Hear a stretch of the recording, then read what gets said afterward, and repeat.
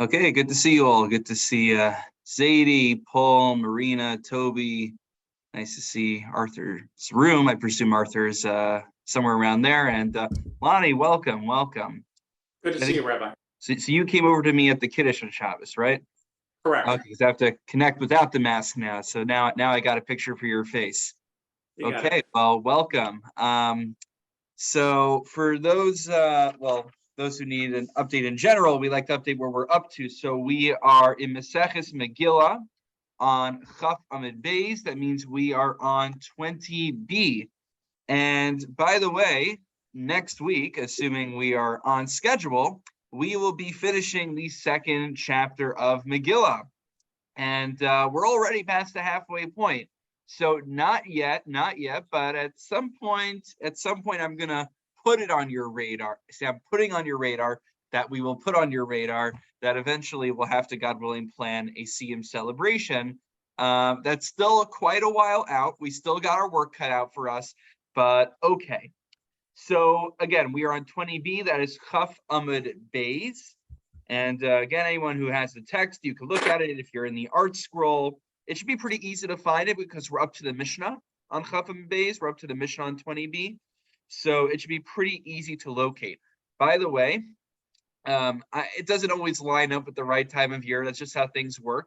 You're going to find something in today's shiur that is very relevant to this week's Parsha.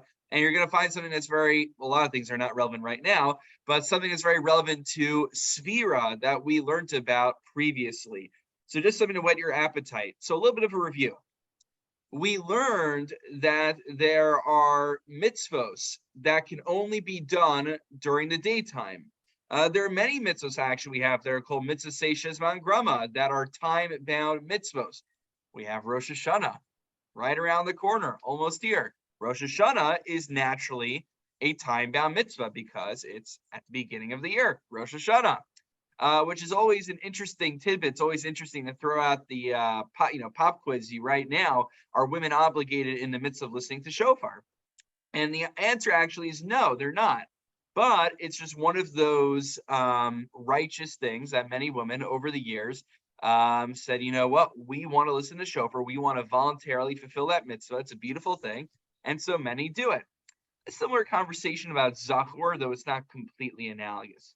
Anyway, we left off last time talking about how daytime and nighttime are distinguished in two places. The end of the day, officially, the end of the day, the final end is at Seis HaKochavim when there are 3 stars out. We said, however, once the sun starts setting, it already becomes Safek Yom, Safek Laila, becomes twilight, neither day nor night, or we're not sure if it's day or night. And so we have to be very careful. That's why, by the way, we light candles on Erev Shabbos 18 minutes before. That's what we do. That 18 minutes is 18 minutes before Shkia, before sunset, because once it hits sunset, since it's a Safek Yom, Safek Laila, we don't know if it's day, we don't know if it's night. Well, violating Shabbos is an Isser Doraisa. That's a biblical violation. So like any time that we're in doubt, Safek Doraisa L'chumra, we err on the side of caution. So even though we're not sure if it's Shabbos yet, Shkia is when Shabbos officially begins on our books. And then on top of that, we add 18 more minutes because it's something called Tosefes Shabbos, which we're supposed to bring in Shabbos early. Okay. Rabbi, excuse me, could you just tell me where we're up to? I lost my place. Yes, we are on 20b, Chaf Amud Beis, and it's the Mishnah about a quarter way down. 20, what? I'm sorry? 20b. Okay, thank you. Okay, thank you for asking. Okay, here we go. So this Mishnah is a continuation of the same theme. Kol hayom kosher lekriyas Megillah. We're going to go through a long list of mitzvos that are specific to being done during the day, and they can be done at any point throughout the day. So any point from when the sun rises, from Alos HaShachar, technically when the first light comes out, but we really say nates once the sun starts coming up, all the way until the end of the day. So one, of course, is reading Megillah. That's why we're talking about this right now, because Megillah. But now, once we bring in Megillah, we're going to bring in a lot of other mitzvahs. Ula Kriyas Hallel, reciting Hallel and davening. Ulit CAS shofar. Blowing shofar can be done at any point during the day, really. We wait a little bit, but basically, we're going to have shofar blowing that's going to be done at shul. We're going to have shofar blowing that's also going to be done 4 o'clock at Atria, 4:45 community shofar blowings. So it can be done only until the end of the day, until Shkia. Tilas lulav, and taking lulav on Sukkot. Tilas musafin, and davening musaf. We'll talk about this, God willing, when we have time toward the end, but even though we generally associate musaf as a morning prayer because we daven it right after Shacharis, really, if you don't say it during Shacharis, you can actually recite musaf until the end of the day as well. This raises an interesting question. What if I forgot to daven musaf, or I wasn't able to daven musaf, and now it's already time for mincha? What should I daven first? We'll talk about that, God willing. At the end of the Gemara, we'll delve a little more deeper into that. But in addition to all these what we call more holiday-oriented mitzvos, there's also many temple-oriented mitzvos, sacrificial mitzvos, that also are ordained that they have to be done during the day. L'musafin, so we know that we daven musaf, but we daven musaf because we can no longer bring the karban musaf, the musaf offering. So likewise, the karban musaf had to be brought during the day, but anytime during the day it's kosher. Levidoi haparim. So this is referring to, you can look in Rashi. There's par helam davar. Let's say all the Jewish people unwittingly they commit a sin, or let's say the Kohen Gadol commits a sin. So there's a special vidoi, special confession that's recited upon the cow that's going to be sacrificed. And now the next one is relevant for this week. Levidoi maser. So what is vidoi maser? Vidoi maser literally means a confession on meiser. So we're told that we basically take meiser sheni in the first and second year of the Shemitah cycle. Then in the third year of the Shemitah cycle, we take meiser ani. Rinse and repeat years 4 or 5. We do meiser sheni again, and then meiser ani. We take a tithe off for the poor on year 6. So the rule is by Pesach on the 4th year and the 7th year, if I got it right, you basically have to take care of all that meiser. If it's meiser sheni, you have to eat it already. If it's meiser ani, you have to distribute it to the poor. And then you recite a special vidoi, a special confession. Now here's the thing though. When we think of vidoi, what do we think about? We think about coming to shul and right? So usually we think of confession as confessing a sin. But what's the sin over here if you actually performed the mitzvah? Meaning you took care of the mice, you took care of the tais as God commanded you. So why are you reciting a vidoi? You got the question? So there's a few answers that are given. There's a really nice one by the Orach Chaim. In fact, Bible from the beginning, folks. We actually did this one on a Sunday morning one time, a long time back. One answer that's given by the CAS David on the Tosefta, he says,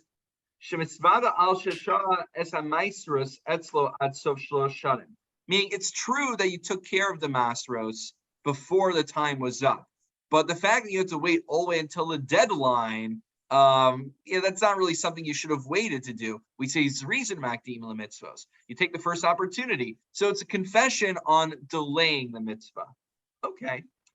Another approach given by the Sforno is that he says that what is the sin? We're actually confessing not necessarily for our personal sins, but remember, where does standard meiser, not just meiser sheni, meiser ani, but what about standard meiser? So it goes to the Levium. And then there's Trumas Meiser that goes to the Kohanim. Well, actually, this confession, this Meiser, is not for my personal sin. I didn't do anything wrong. I'm keeping the laws of giving tithes. I'm giving Meiser. But if you remember, who was supposed to be the Kohanim originally? The firstborn. The firstborn were originally supposed to be the priests. But then the firstborns they didn't really do what they were supposed to do. It was Shevet Levi, it was the Kohanim and Leviim who took the initiative. When Moshe Rabbeinu says, Mila Shem Elai, right, all for God, come to me during the sin of the golden calf. It was Shevet Levi. Likewise in Egypt, it was only Shevet Levi, the tribe of Levi, that listened to God and didn't fall for the trap of Paro. So it's actually a veto, it's a confession that everything had to change. Okay, two different ideas. There's more that are given, but I thought those ones I would share. Okay, moving forward in the Mishnah, more things that can be done throughout the day, but need to be done during the day. We're going to learn a number of concepts here. So the next one is, okay, Levito Yom Kippurim. That's an easy one. When we think of Vidoy, we think on Yom Kippur of the Vidoy. So here, it's not talking about us saying Vidoy. It's talking about, let's say, the Sir Lazazel, the goat that's going to be thrown off the mountain, or the offering that the Kohen Gadol brings. So he will recite Vidoy on them. Next one is L'smicha. Now, what is smicha, guys?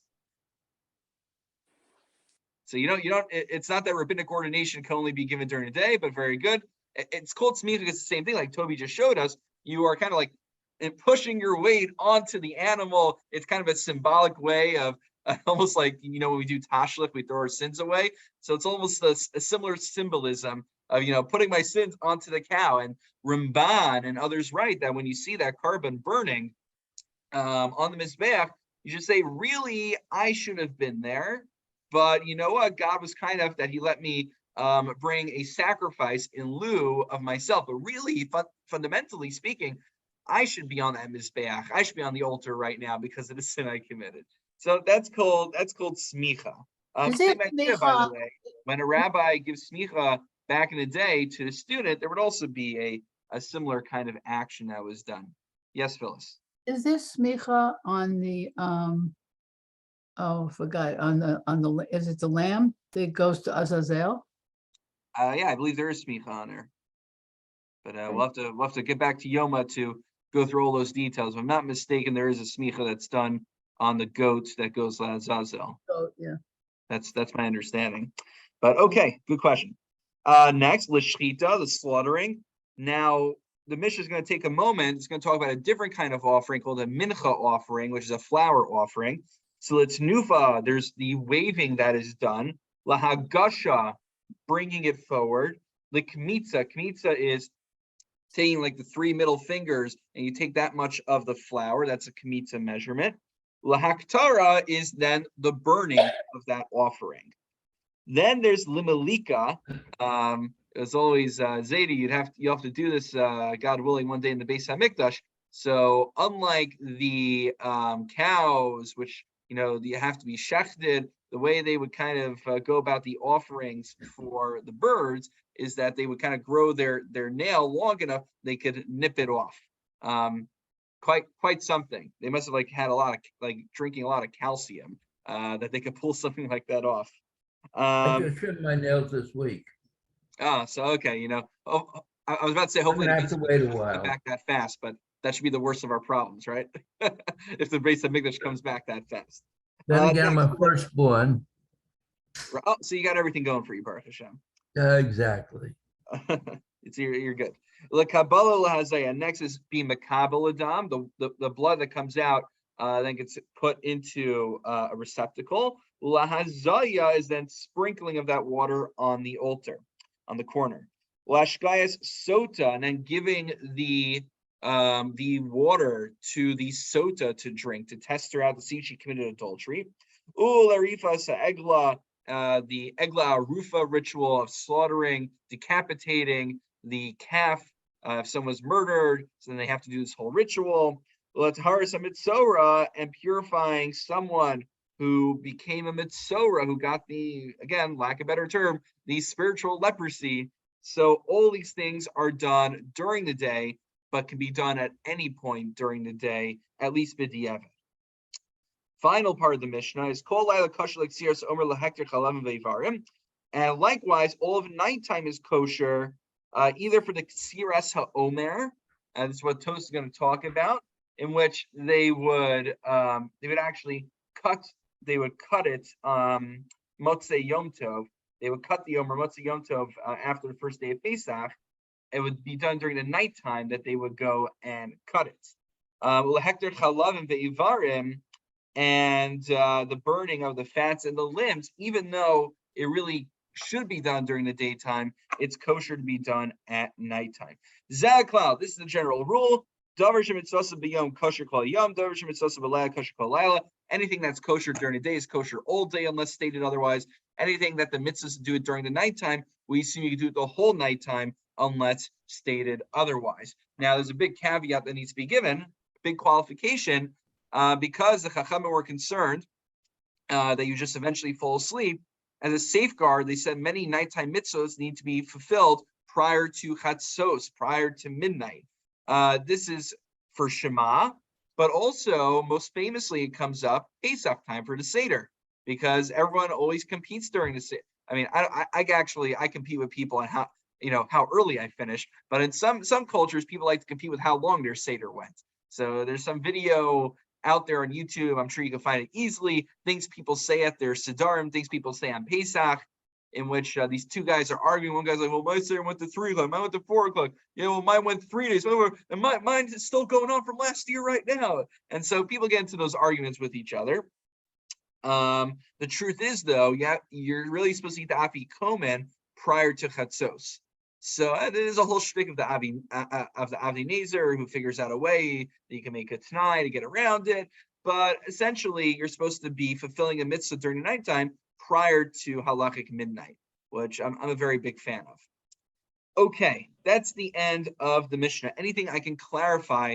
The Gemara, by the way, is going to be mostly straightforward. All the Gemara is going to be doing that we're going to be seeing tonight is asking, well, how do we know that all of these mitzvahs we list in the Mishnah are considered day-bound mitzvahs? And all we're going to do, for the most part, is just find sometimes even explicit psukim that tie these mitzvahs to the daytime.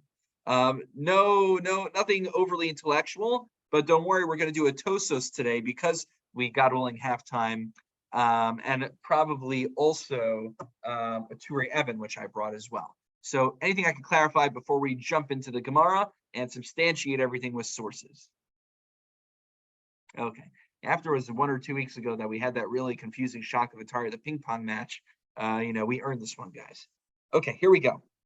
Minalan. First of all, how do we know that Megillah, that there's a Megillah reading that's done during the daytime? Damar Krav by Yamim Ha'ila Niskarvinasim.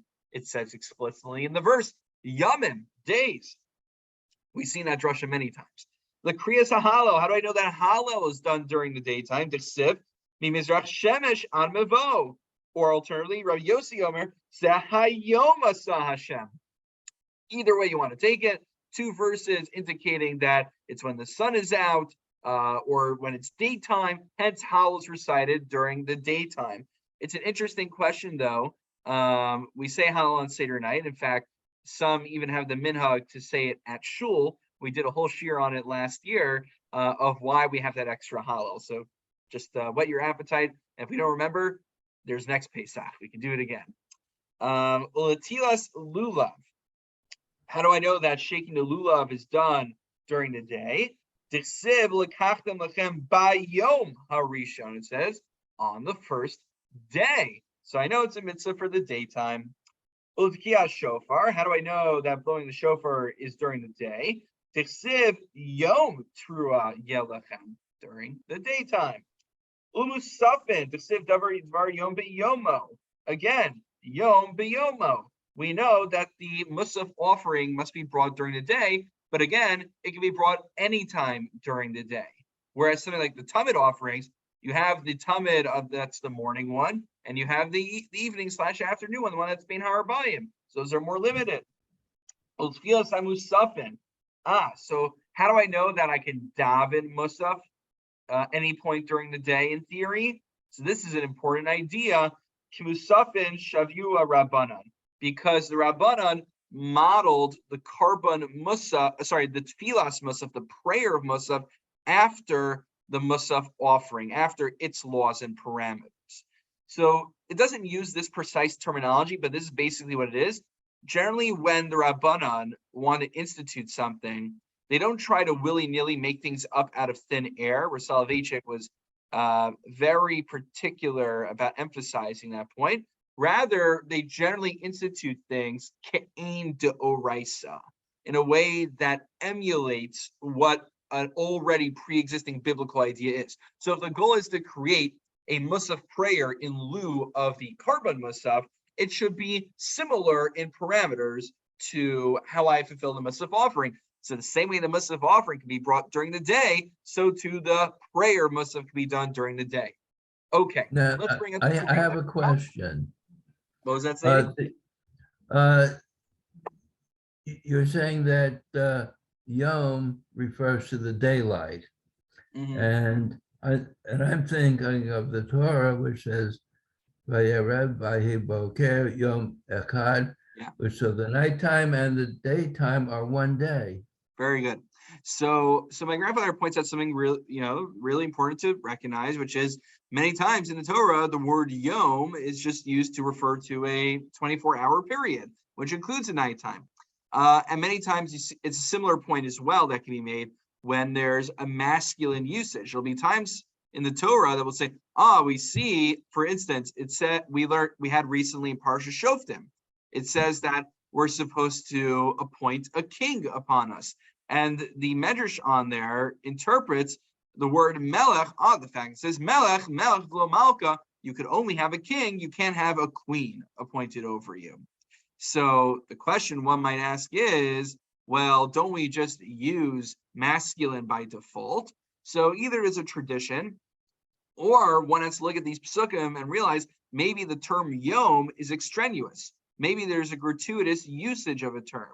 So when there's a gratuitous usage, or it wasn't necessary to use the word yom, so then the fact that the Torah goes out of its way to use an extra word yom needs to emphasize specifically, exclusively during the day.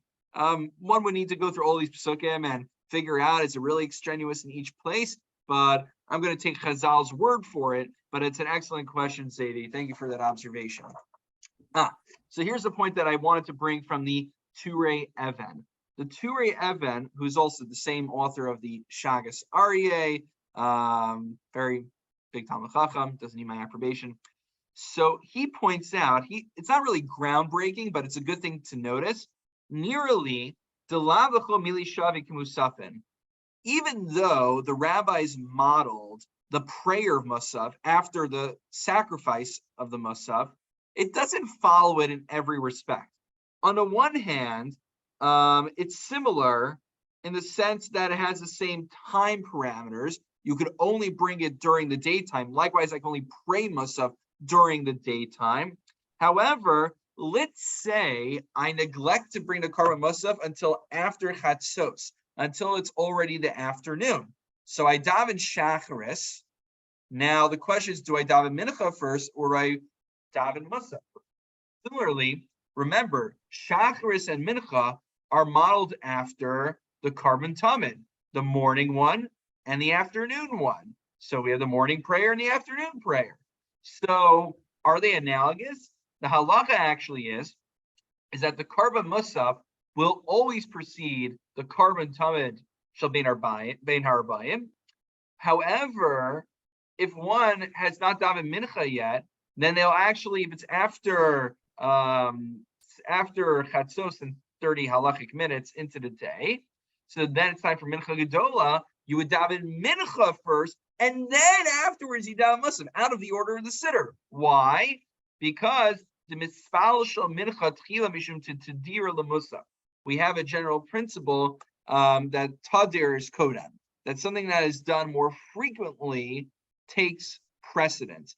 Since we daven mincha every day, and the Karban Musaf is only on Shabbos and holidays, so since mincha is done more regularly, therefore the tefillas mincha will precede Musaf. So if you're ever in such a situation, you should know that that's halacha, that you daven mincha and then you daven Musaf. I think if you look in the Ramah there, you look in the Notes Kalim, there might be other opinions, or at least b'diavad, but that seems to be at least what the Turei Even is quoting. Okay, moving forward in the Gemara. Rabbi, can I ask a question? Yeah. It's Paul. Hi, Paul. Isn't the use of the word yom, we're going back and forth? Because if you really take it to the extreme they're taking in these examples, Zah Yom Asa Hashem, this lulav is in the daytime, then theoretically, maybe you can work on Yontif at nighttime, or maybe you don't have to fast at night on Yom Kippur. I like this. They should have had you on the rabbinic staff over there. They were putting this together, right? Thank God Look they at- didn't. Imagine what we could have gotten away with. One way to understand this, I mean, I don't know if it's smachta is the right word over here. Many times there will be traditions for something, and then what's called an asmachta is that the rabbis will kind of find a pasuk to hang their hat on. So these might be examples. I don't know if asmachta is the right term over here, because these are biblical obligations, they're not rabbinical, but perhaps many times Chol Hamoed is a great example. The consensus, I believe, is that Chol Hamoed, not doing, for instance, Malacha on Chol Hamoed, is a doraisa.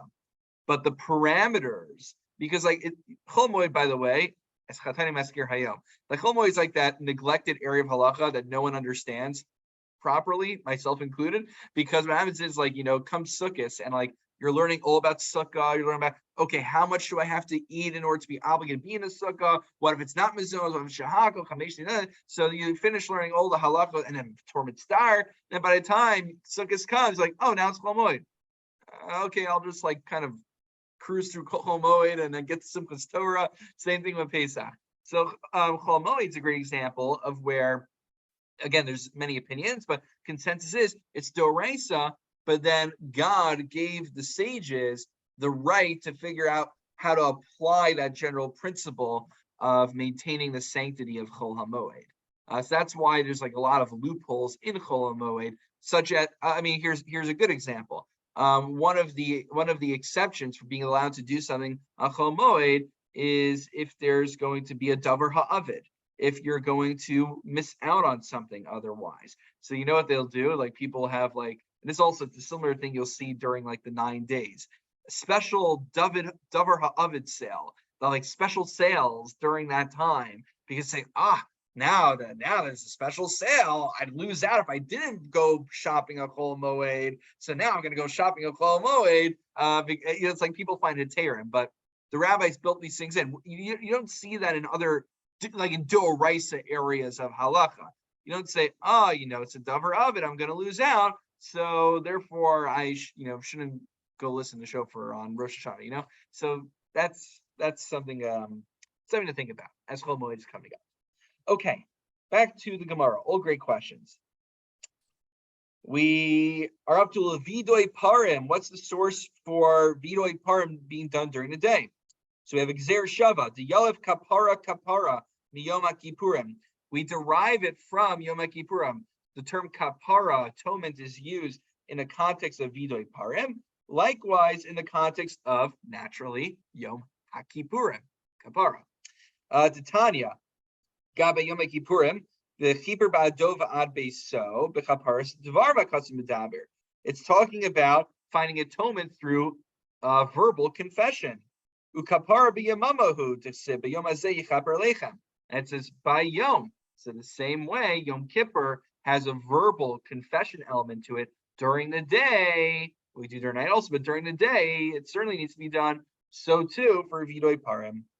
Next, Levidoi Meiser. So how do I know Vidoi Meiser has to be done during the day? Tells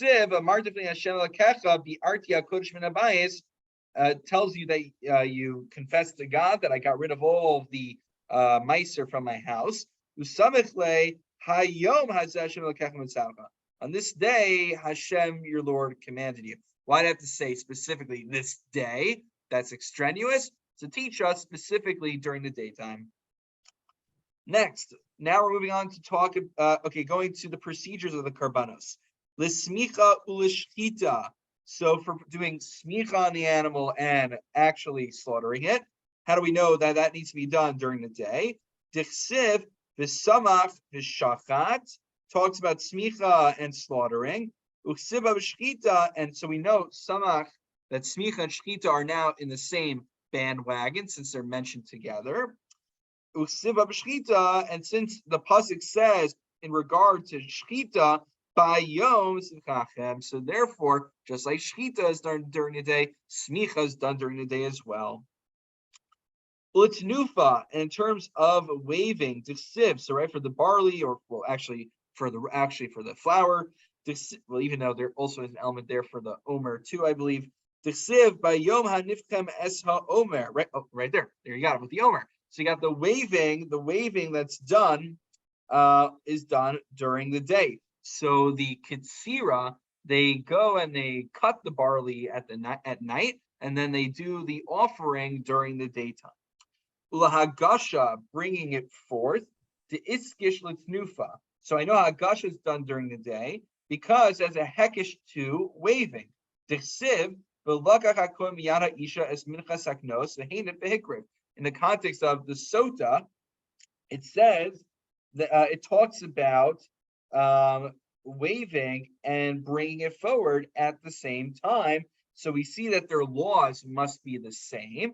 So both of them have to be done during the daytime.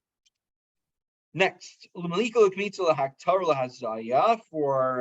cutting off decapitating the bird, l'kmitza, taking the flour, lahaktara, burning it, lazaya, sprinkling. So all these things, how do I know that they must be done during the day? Dichsiv, bayom tzavosos b'nei Yisrael. So what does this pasuk come to teach us? There's two different interpretations Rashi gives. I'll give you the less acrobatic one, the one that is much easier to swallow. He says it's actually the second one in Rashi. Inami lahakriv kol tzarchi hakrava kmitza malicho kabbalah kulan tzarchi hakrava hein v'yevshir below hein. Since all these four processes. And then if you look in the Hagos Yunim, they add in another one, I believe, as well. I'm not seeing it for some reason. If you add all of these in, if you take all these into account, so all of these are processes that are indispensable for bringing an offering. And if you do not do these processes, the offering is invalid. So this pasuk is teaching us not only the shechita needs to be done during the day, but anything that's essential to the validity of the carbon must be done during the daytime. Now you might ask, why did I need a separate verse to tell me to do the waving and the bringing forth? Well, that would not be so obvious to me because those are not considered essential, apparently. If you forget to do them, Rashi says, so ideally you do the waving, you do the hagasha, you bring it forward. But if you neglect to do that, you still have fulfilled your obligation. So those needed a separate pasuk to say that even those need to be done during the day. But anything else that's necessary, that's indispensable, needs to be done during the day by virtue of this verse. Finally, l'shkaya sota. How do I know that the sota, that giving her the Kool-Aid, needs to be done during the day? Asya Torah. So we have Gzer Shava of the word Torah. Siv Hachav Asala Koin Eskola Torah Zos. It says in regards to the Sota ritual, the word Torah. And then in another place, with Siv Hasam, it says Alpi HaTorah Asher Ruchav Mishpat. Now the word Torah is used again in another context. And Ma Mishpat Bayom, just as in that other context, we know that the word Torah indicates it has to be done during the daytime because we know that Beis Din only operates during the daytime. Rashi gives us the source. Afkan bayom.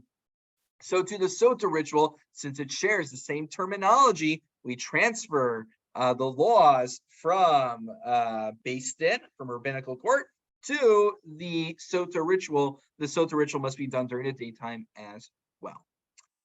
Okay, that's all the Gemara we're doing for tonight. As I said, it's a matter of going through and finding the sources. I think it's always important, by the way. On the one hand, this may seem a little bit monotonous, a little bit dry, but I think, it's always important to learn from Chazal because many times today people make all sorts of crazy assertions, but the question is, can you back up your assertion with a citation? Can you back up your assertion with a source? So Chazal are teaching us something very important. You can't just make up what's called a Beich Svara. You can't just make up something based on what your gut tells you. You have to have some sort of source to back it up. So something important to learn from Chazal. There Yeah, are very, Phyllis? there are very few things that you can back up with nighttime, correct? Most things, because most things you have to do during the day, but there are some at night. Yeah, I mean, even Megillah, we said, is not just during the days, during the night, but But it's during not the from the daytime Torah, is but it's different not from the Torah. Kabbalah, right? And during the nighttime is midrabanan, is rabbinical. But think about Sukkot and think about Seder, and there's a Gzer Shava between them. They have to be done during the nighttime. You're right. Many times you see mitzvahs that are done during the day, but we certainly, there certainly are mitzvahs that are, or the Ksiras Omer, cutting the Omer needs to be done during the nighttime. By the way, take a look. Seder Those has to be want done to at follow. night. What? The Seder has to be done at night. Yeah, the Seder and the first night also is the highest form of obligation. On the first night of Sukkot, for instance, you have to eat in the Sukkah. It is actually a positive mitzvah to eat in the Sukkah. The rest of Yom Tov, there's a lot of lumdus in here, but the basic understanding is the rest of Yom Tov, if you desire to eat something, you want to have a meal, in order to permit you to eat that food, you happen to need to use the Sukkah. But you can technically go the rest of Yom Tov and not eating a meal in theory, and you just would never need to use the Sukkah. But the first night, you have to go out of your way proactively to use the Sukkah. But most of the nighttime, or not all of the nighttime ones, are supported by Torah sources, correct? I remember there are Torah sources in that discussion, but I don't remember them offhand. You go into the Gemaras in Sukkah, and Psachim, and we have a Gezer Shava even. That's what you just mentioned, yes. Yeah, so there are sources that connect them. I just don't remember all the details offhand. But I'm flattered that you think that I know it all. All right, so let's take a look at Tosos on the bottom. Those who would like to, I was going to say ArtScroll hasn't translated Tosos yet, but actually they're in the process of doing that. I don't know if they have a Megillah yet, but I saw there's an ArtScroll Tosfos now. So anyone who wants for extra credit, if you want to get an ArtScroll Megillah Tosos, I'm not sure if that volume is out yet, but I wouldn't be surprised if it isn't, then if it's coming out soon. Anyway, so this is what Tosos says. This Tosos we're about to look at is a really important Tosos for understanding counting during Sfira. A little bit of background. Well, as we know, we count 49 days up to Shavuos. It wasn't so long ago that we were all doing that. And as we might be aware, we are supposed to count during the night. And if you forget during the night, then you count during the day, but without a bracha, right? That's the basic halacha. Remember that much? Okay, that's the basic background you need. Now we're going to jump into Tosos. Tosos is a source behind the whole debate about what happens when you forget. Because, okay, you know what? I'm not going to ruin for you. Let's go into Tosos. Okay, Tosos says, first opinion, Omer Rabbeinu Tam, Shim Shakak Levarich B'Layla Lo Yivarich B'Yom. So, according to Rabbeinu Tam, this is the majority opinion of the Rishonim. If I forget to count during the night, I can count the next day, but without a bracha. And then I can continue the next night as well with a bracha. Okay, now, why is that? Okay, so because that's the implication of our Mishnah. Remember how we learned that the Karban Musaf has to be modeled after, Tfilas Musaf is modeled after the Karban Musaf. So in a similar way, the counting of the Omer also, even though that's of course Sartan Lachem is Deraisa, is also in sync with the mitzvah of bringing the Omer offering. He basically very quickly he says, don't think. And he gets stamavnachos, tani nixar, b'yom kasher b'diavad. Mikamakom stamadahacha adifa. Tani la gabi hilchsab sikta dina. Okay, basically you don't have to worry about that. He's just proving that that is indeed the halacha, even though a passage in Menachos implies otherwise. Va'od, this is the important part. Near the afilaman de mashik sir somewhere by yom diavad. Modahu gabi sfira de ein levarich b'yom mishum deshala kasa desiv tmimos. So even according to Mandamru holds that if you forget to cut the Omer during the night, you could still cut it during the day, b'di eved. When it comes to the counting of sfira sa Omer, if you neglect the count during the night, you cannot make a bracha on counting during the day. Why? Why do you lose out on that mitzvah to that degree? Because it says in the pasuk, Tamimos, you need complete days. You can't count 12 hours into a 24-hour period. You have to count in the nighttime. That way you have 49 complete days that you counted from the beginning.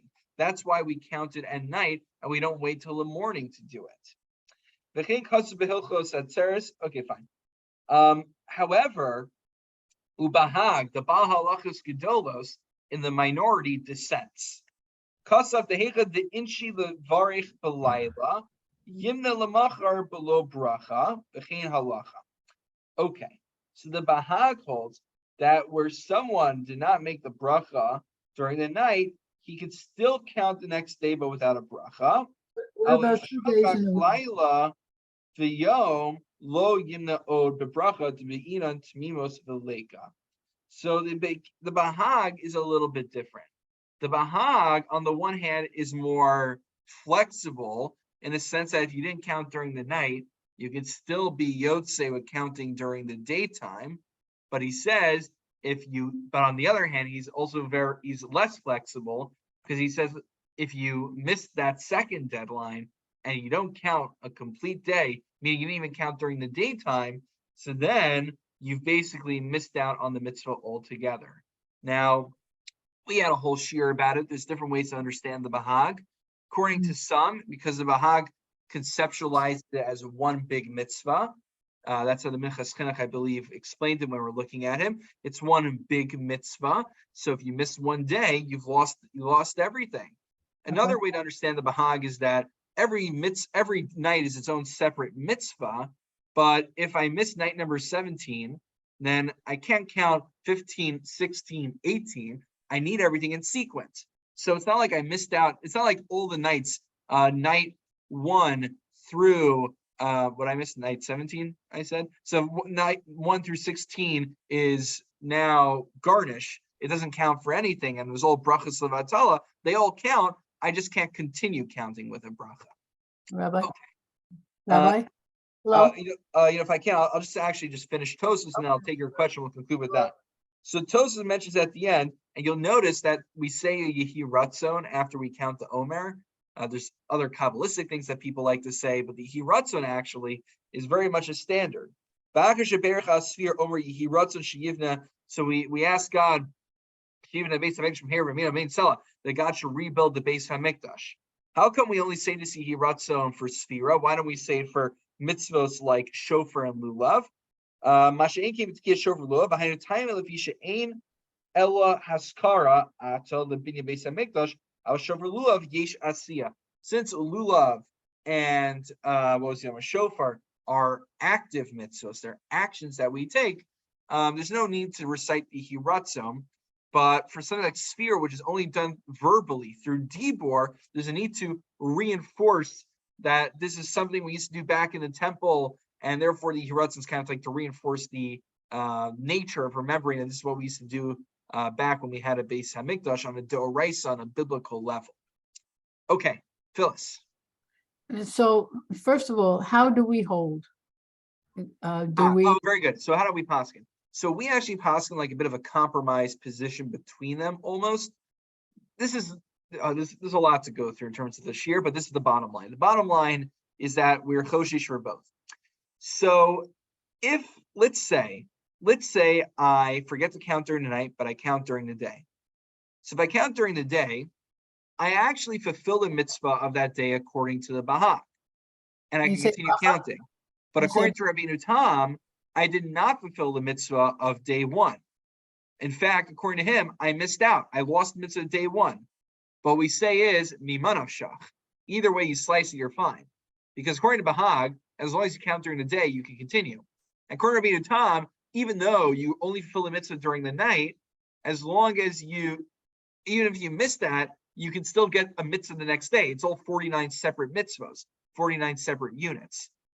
So we say only if you missed a full day do you not continue counting with a bracha, out of concern for the Bahag's opinion that if you miss a full day, you shouldn't count anymore. But really, fundamentally, according to Rabbi Tam, you could continue counting with a bracha afterwards. But we Yeah. hold that you don't, out of concern, out of deference for the Bahag. I remember that you said, and so if you miss out, that you've lost everything. And that So kind of, that's one bothers- interpretation of the Bahag. I understand, but does that mean that you should just stop counting, just forget about the mitzvah? Right. So that That bothers me, Okay. that just because you miss out on something that you're Right. done So- for, you. right. So if the Bahag was the 48 only opinion that existed, that would be the case. Happens to be the Bahag is a Das Yachid, he's a minority opinion. We don't hold that way. We hold like Rabbeinu Tam and most Rishonim that if you miss one day, tomorrow's another day, tomorrow's another opportunity. And it's not like the other nights didn't count. Another way to understand Bahag even is that those previous nights did count. You just can't continue going forward because you lost the sequence. But this is theoretical. So you don't have to worry, Phyllis, if you miss a full day, don't count with the bracha, but you will still be getting the mitzvah according to most Rishonim. Yeah, that's a good way to hedge. All right. Any other questions before we conclude? All right, shkoach everyone. God willing, next week we will, as long as everything goes according to plan, we'll be finishing the second parak, moving on to the third parak. And just one quick housekeeping note. I think for now, through the holidays, it seems that the shiur will be virtual only. But if there's a renewed interest following the holiday season to kind of bring things back to hybrid and a little bit, some people coming in person, we get like 3 people who are interested in coming regularly, would love to do that. If we need refreshments, happy to look into having refreshments here. You guys let me know how to make it a good, welcoming experience, and I'm happy to do that. All right, have a wonderful evening, everyone, and a good Shabbos to all. Thank you so much, you too. Rabbi. Good Shabbos. Here.